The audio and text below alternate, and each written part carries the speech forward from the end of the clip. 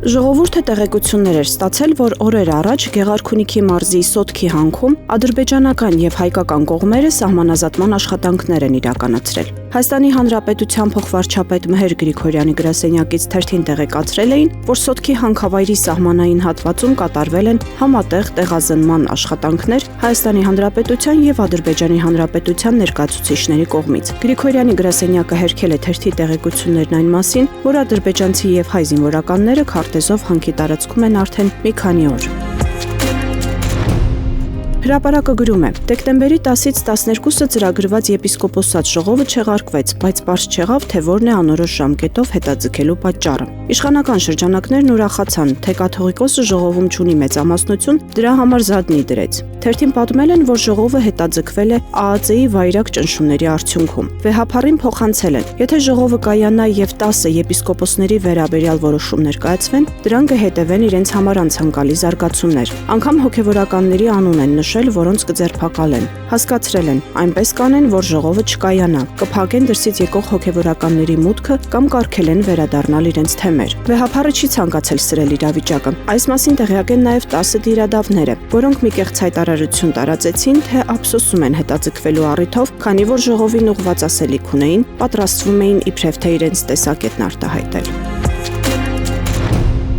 Ժողովուրդը գրում է. նախորդին դեկտեմբերի 11-ին Արցախի ներկայացուցչության շենքում իրականացված խուզարկությունից հետո Արմլուրի աղբյուրները փոխանցել են, որ հնարավոր է մինչև տարեվերջ փակեն կամ վերջնականապես խլեն շենքը Արցախի իշխանություններից։ Արցախի պաշտոնյաներից որևէ մեկը չի մեկնաբանել այս տեղեկությունները, բայց եւ այնպես չեն բացառել, որ խուզարկությունից հետո հնարավոր է նաեւ փակեն շենքը։ Կլինի մինչև տարեվերջ թե տարեսկզբին իրենց է միայն հայտնի, բայց այնուամենայնիվ տհաճ անակնկալներ Արցախի իշխանությունները սպասում են։ Արցախի պաշտոնյաները նաև չեն բացառում, որ կլինեն ձերբակալություններ։ Նրանք էլ են գիտակցում, որ առաջին թիրախը Արցախի 5-րդ նախագահ Սամվել Շահրամանյանն է։ Հրապարակը գրում է. Պոլիտիկ կայքի խմբագիր Բորիս Մուրազին հաղորդում է ներկայացրել դատախազություն հանցագործության մասին։ Ազգային ժողովի քաղաքացիական պայմանագիր խմբակցության падգամավոր Լիլիթ Ստեփանյանի Armtimes.com YouTube-յան ալիքին տված հարցազրույցում արած հայտարարությունների հիման վրա։ Բորիս Մուրազին համոզված է, որ Ստեփանյանի խոսքում հիշատակված են պաշտոնատար անձանց կողմից իրականացված ինչ-ինչ գործողություններ, որոնք առերևույթ պարունակում են Հայաստանի Հանրապետության քրեական օրենսգրքի 204 հոդվածի 3-րդ մասի առաջին կետի եւ 441-րդ հոդվածի առաջին մասով արգելված արարքների հատկանիշներ։ Խոսքը վերաբերում է եկեղեցու եւ մասնավորապես կաթողիկոսի ու մյուս հոգեվորականների դեմ ձեռնարկված քայլերին։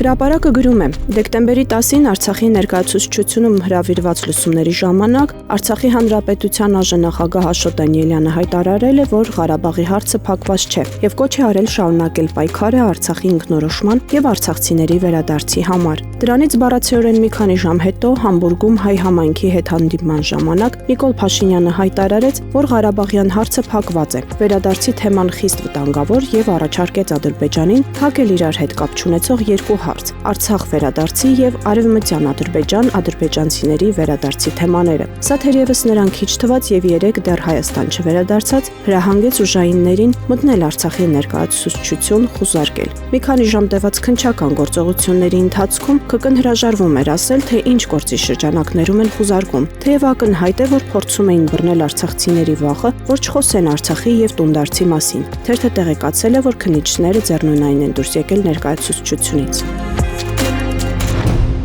Իրավունքը գրում է. Արթիկի թեմի առաջնորդ Նարեկ Սրբազանը շարունակում է գրավորական կեցվածք ընդունել։ Ոչ տեսել եմ, ոչ լսել եմ տրամաբանությամբ։ Թե ինչու նա այդպես էլ չի կարողանում հստակ կարծիք հայտնել։ Սրբազանին մոտ կանգնած աղբյուրները ասել են. կոմպրոմատների պատերազմում Սրբազանն էլ անմասն չի մնացել, բայց ասել է, որ չի ենթարկվել որևէ ճնշման, չի կարող կաթողիկոսի արածը ջուրը լցնել։ Որդու պես է վերաբերվել վեհափառը, ախր ես ոնց ուրանամ, նեղ սրտած ասել է Նարեկ Սրբազանը։ Իրավունքը գրում է. պարզվում է ՔՊ նախընտրական ցուցակը լի է կինդեր սյուրպրիզներով հենց ԿՊԱ-կանների համար։ Բանն այն է, որ Փաշինյանը որոշել է ՔՊ վերադարձնել ժամանակին աղմուկով հեռացած մի շարք նախկին համախոհների, որոնցից շատերը թեև կուսակցական չեն եղել, բայց հլու հնազանդ ընդունել են ՔՊ-ն, այսպես ասած կրոնը, ավելին իշխանական շարքերից դուրս շպրտվելուց հետո էլ սուսուփուս են մնացել։ Ահա այս օրերին նրանց հետ ուղիղ բանակցում է կառավարության աշխատակազմի ղեկավար Արայիկ Հարությունյանը, խոստանալով յուղոտ պաշտոններ նոր կառավարությունը։